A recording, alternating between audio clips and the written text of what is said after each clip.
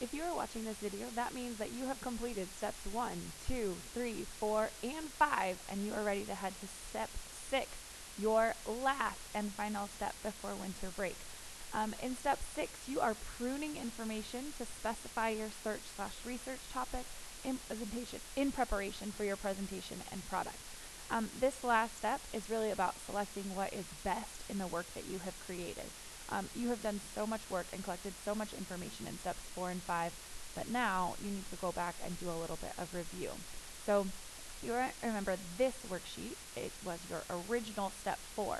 In step 4, you identified information based on a question that you selected.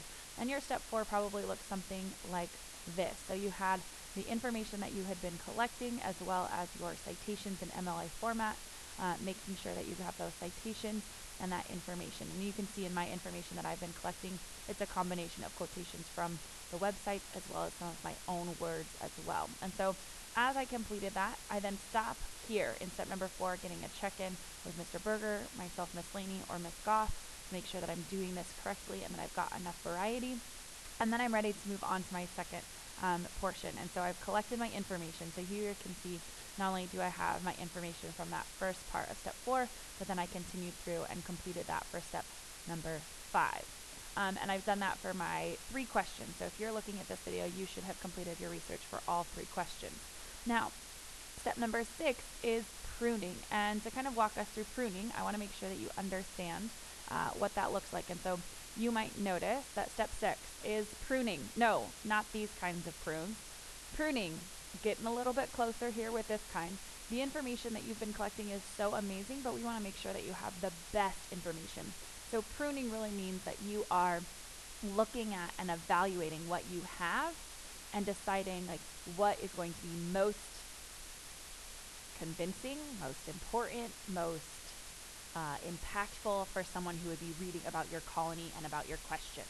And so I'm going to do a little bit of pruning on my work. And so I've got tons of information, and I have to be honest, as I was looking, it was really hard to find out about women in Delaware Colony specifically. However, I did find that in Delaware Colony there was a large percentage of what we call the Lenape people, and those women were very important. And so I have some information about the Lenape people here in kind of 2 different places. I have this section about like how familial heritage was passed through the women, and then I have a specific section here about women's role in the community. And I think that the information about their role in the community is going to be really important. So I'm actually going to take my highlighter, which I've selected, and I'm going to highlight this section as well as my citation, and that's going to be one of my most important pieces of information that I am selecting. Now, I've selected one piece of information, and I need to go back and select a second.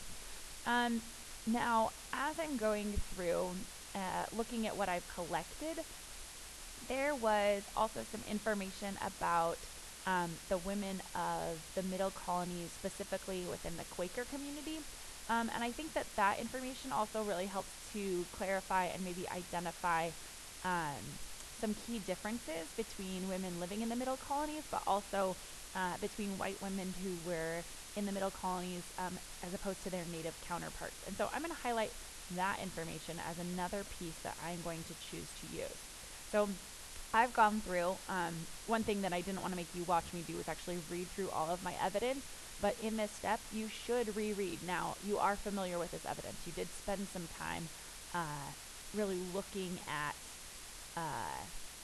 kind of what was the best answer to your question. And I have to be honest, it's a little bit hard to narrow it down just to 2, but see if you could find 2 kind of important pieces. Now, as I'm looking back, I remember this one having more about the Quakers, but this is really more about like the different people coming from the area. And so I might go back and say like, is this really what I want, or is this more what I want? And really what I'm doing is just rereading and looking at like what information is here. And I think, honestly, I think that this highlights something that's kind of key and unusual about the middle colonies, which is that diversity of people coming to the middle colonies. One of the things I remember reading about was that these different groups, like the Quakers, came to the middle colonies, but also a large variety of people. As I was doing research, I found out about this really interesting woman. Her name is Armengol Prince, and she was like this woman who basically never backed down and was like, I'm not going to let marriage stop me. And she was really cool. And while I could choose that piece of information, I think that that really, she portrays this kind of woman that's described in this quotation here. So I might actually include some of my knowledge about her as I get to my final project and presentation. But right now I think that this piece of evidence right here that I've selected is really the most encompassing of what I'm trying to get at. Now, one part of pruning is selecting two pieces of evidence from the evidence that you've collected in step 5. But the other part of pruning is looking at your primary document for the question. And you'll notice that we ask you to highlight those primary documents in a different color. So if you've got primary documents, you want to identify that in this step. And so we're going to look at that. So my primary document was really difficult to come by, and so I'm going to highlight my primary document. I know that some of you have gotten a kick out of what the primary documents claim to be English, which is very interesting. And my primary document comes from a slave trader who brought slaves into Delaware and was really having a hard time selling them. And one of the specific slaves that he talked about, or was talked about in the research, was a woman by the name of Betty, and her experience as a slave in Delaware. And you can see in the primary quotation, it talks about how they were like sick and cold weather was coming fast, and they were just trying to get rid of these people so they could get out of there.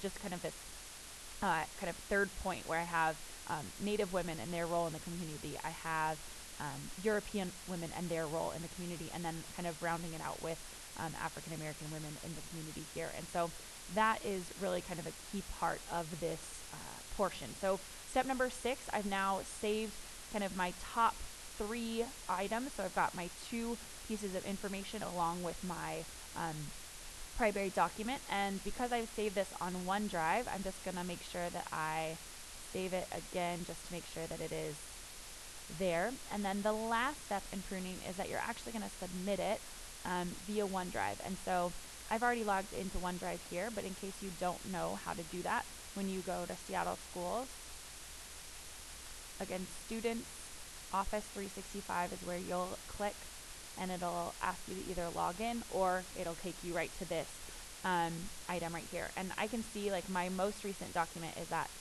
Delaware colony that I've saved. And you notice that I've made it very clear who made this Delaware colony worksheet. And so I'm going to click on that. And then when I look at this document up here in the right hand corner, I'm going to see that I have a share option. And this is what you need to do. You're going to hit share.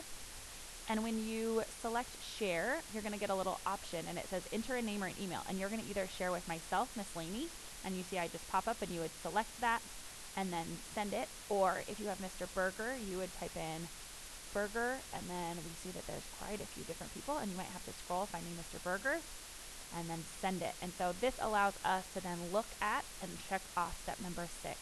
I know that for many of you, you might be working on step 6 over winter break, and so if that's the case, you'll be sending that email, and we'll check off on that, and you'll sign the paper when we come back from winter break.